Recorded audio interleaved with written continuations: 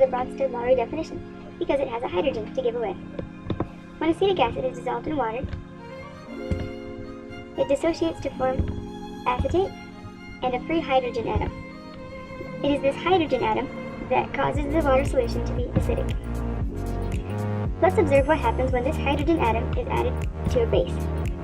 Let's take, for example, sodium bicarbonate.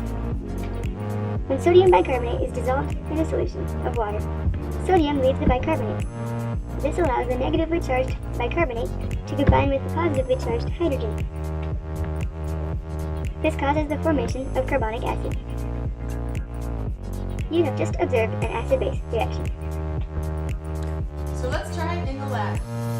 Here we have baking soda, which is sodium bicarbonate, which will act as our base. Here we have apple cider vinegar, which contains acetic acid, which will act as our acid. Now when we put these together, the acid and the base will neutralize and will form water.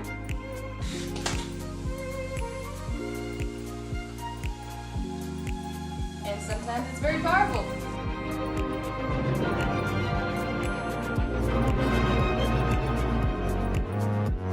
Let's review our basic acid-base reactions. Acetic acid dissolves in water to form acetate and a hydrogen ion. We observe the hydrogen ion. Sodium bicarbonate is added. Sodium dissolved. The bicarbonate combines with the hydrogen to form carbonic acid. But that is not the end of the story. Carbonic acid is extremely unstable. So when it's in water, its two hydrogens and one of its oxygens combine to form H2O.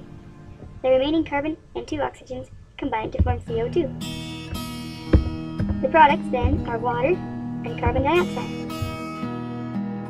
It is the carbon dioxide that causes the fizz, which is not actually part of the acid-base reaction.